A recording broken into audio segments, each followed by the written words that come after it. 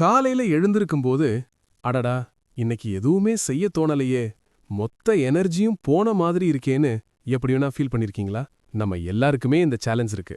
ஆனா ஒருவேளை மோட்டிவேஷன்ங்கிறது நாம வெயிட் பண்ண வேண்டிய ஒரு விஷயம் இல்ல, நாமே உருவாக்க வேண்டிய ஒரு விஷயம்னு சொன்னா எப்படி இருக்கும்? அதை எப்படி செய்யறதுன்னு இந்த விளக்கத்துல நாம பார்க்கலாம். நம்ம எல்லாருக்குமே சில நாள் இப்படிதான் இருக்கும் இல்லையா? படுக்கையை விட்டு எழுந்திருக்கிறதுக்கே ஒரு பெரிய யுத்தம் நடத்த வேண்டியிருக்கும். இது ரொம்ப சாதாரணமானதுதான். இதுல நீங்க ஒன்னும் தனியா இல்ல. ஆனா ஒரு நல்ல விஷயம் என்னன்னா, இந்த உணர்வுல இருந்து வெளியே வர்றதுக்கு ஒரு வழி இருக்கு. இங்கதாங்க விஷயமே இருக்கு. மோட்டிவேஷன் கிடைக்கும் வர காத்திருக்க வேண்டாம், அதை நீங்களே உருவாக்கலாம். மோட்டிவேஷன்ங்கிறது வானத்துல இருந்து விழும் ஒரு மின்னல் இல்ல, அது நாம ஒவ்வொரு நாளும் பற்ற வைக்க வேண்டிய ஒரு சின்ன தீப்பொறி. சரி, அந்த தீப்பொறியை எப்படி உருவாக்குறதுன்னு பாப்போம். சரி, வாங்க நம்ம மோட்டிவேஷனை நாமளே தினமும் உருவாக்குறதுக்கு உதவ போற ரொம்ப சிம்பிளான ஆனா ரொம்ப பவர்ஃபுல்லான 5 பழக்கங்களை பத்தி இப்ப பார்க்கலாம். ஒவ்வொன்னா பார்க்கலாமா? நம்மளோட முதல் பழக்கத்துக்கு வந்தாச்சு. ஒரு விஷயத்தை ஆரம்பிக்கிறதுல நம்மளோட பெரிய எதிரி யாருன்னு நினைக்கிறீங்க? வேற யாரும் இல்ல, நாம தான். நம்மோட ஓவர் திங்கிங் தான். சரியான நேரம் வரட்டும், மூடு வரட்டும்னு காத்திருந்து கடைசியில எதையுமே செய்யாம விட்டுருவோம். இதுதான் நம்மள முடக்கி போடுற ஒரு பெரிய விஷயம். இதுக்கு பின்னாடி ஒரு சிம்பிள் சைக்காலஜி இருக்கு. யோசிச்சு பாருங்க. நிக்கிற ஒரு வண்டியை தள்ளுறது தான் கஷ்டம். ஆனா அது ஒரு தடவை நகர ஆரம்பிச்சிருச்சுன்னா அப்புறம் ஈஸி. நாமளும் அப்படிதான். ஒரு வாக்கியம் எழுதுங்க, ஒரே ஒரு புஷ்அப் பண்ணுங்க. அந்த ஸ்டெப் இருக்கு பாருங்க, அதுதான் அடுத்தடுத்த ஸ்டெப்ஸுக்கு தேவையான அந்த மொமெண்டம கொடுக்கும். சீக்ரெட் இதுதான். ஸ்டார்ட் பண்ணுங்க. நம்ம 2வது பழக்கத்துக்கு போலாம். ஒரு விஷயத்தை நாம ஏன் தொடங்கணும் அப்படிங்கிற அந்த காரணத்தை மறந்துட்டா நம்ம மோட்டிவேஷன் மெதுவா கரைய ஆரம்பிச்சிடும். உங்களுடைய ஏன், அதுதான் உங்களுடைய உண்மையான பவர்.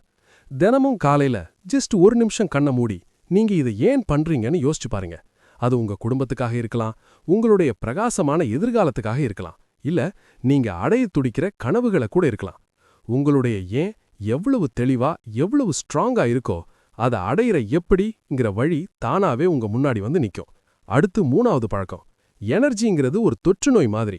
ஆமா, பாசிட்டிவ் எனர்ஜியாக இருந்தாலும் சரி, நெகட்டிவ் எனர்ஜியாக இருந்தாலும் சரி, நம்மள சுத்தி இருக்கிறவங்க கிட்ட இருந்து அது ரொம்ப ஈஸியா நமக்கு பரவிடும். அதனால நம்மள சுத்தி ஒரு சரியான சூழலை உருவாக்குவது ரொம்ப ரொம்ப முக்கியம். உங்களை உற்சாகப்படுத்துற, உங்களை மேல தூக்கி விடுற நண்பர்களோட இருங்க. இன்ஸ்பயர் பண்ற கதைகளை கேளுங்க. ஒரு செகண்ட் யோசிங்க, உங்க லைஃப்ல அப்படி உங்களுக்கு எனர்ஜி கொடுக்கிற மனுஷங்க யாரு, விஷயங்கள் என்ன? கண்டுபிடிச்சிட்டீங்களா? அந்த சரியான சூழல் உங்க மனசை ரீசார்ஜ் பண்ணி உங்களையே மாத்துற சக்தி அதுக்கு இருக்கு.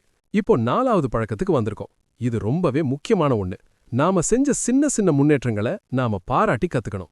எல்லாத்துலயும் பெர்ஃபெக்ட்டா இருக்கணும்னு நம்ம மேலேயே நாம போட்டுக்கிற அந்த பிரஷர் இருக்கு பாருங்க, அதை முதல்ல தூக்கி எறிஞ்சிருங்க.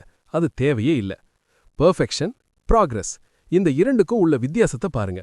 பெர்ஃபெக்ஷனை தேடி ஓடுனா ஒரு சின்ன தப்பு நடந்தா கூட நாம உடைஞ்சு போயிடுவோம். ஆனா முன்னேற்றத்தை மட்டும் கவனிக்கும்போது நாம எடுத்து வைக்கிற ஒவ்வொரு சின்ன அடியும் ஒரு பெரிய கொண்டாட்டமா தெரியும்.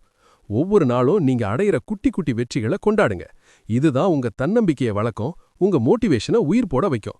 ஒன்னு மட்டும் ஞாபகம் வச்சுக்கோங்க, தொடர்ச்சியான சின்ன சின்ன முன்னேற்றங்கள் தான் ஒரு நாள் மிகப்பெரிய மாற்றங்களை நம்ம கண்ணு முன்னாடி நிக்கும். கடைசியா நாம 5வது பழக்கத்துக்கு வந்தாச்சு. நம்ம உடம்புக்கு எப்படி தினமும் சாப்பாடு தேவையோ அதே மாதிரி தாங்க நம்ம மனசுக்கும் தினமும் ஒரு ஊக்கம் தேவை. உங்க மனச ஒரு தசை மாதிரி நினைச்சுக்கோங்க. நீங்க அதுக்கு என்ன மாதிரியான பயிற்சி கொடுக்கறீங்களோ அப்படிதான் அது வலிமையாகும். தினமும் உங்க மனசுக்கு ஏதாவது ஒரு நல்ல விஷயத்தை கொடுங்க. அது ஒரு நல்ல புத்தகத்தில இருந்து ஒரே ஒரு பக்கம் படிக்கிறதா இருக்கலாம், ஒரு இன்ஸ்பிரேஷனான வீடியோ பார்க்கறதா இருக்கலாம், இல்ல நீங்க நன்றியோட இருக்கிற ஒரு விஷயத்தை எழுதுறதா கூட இருக்கலாம்.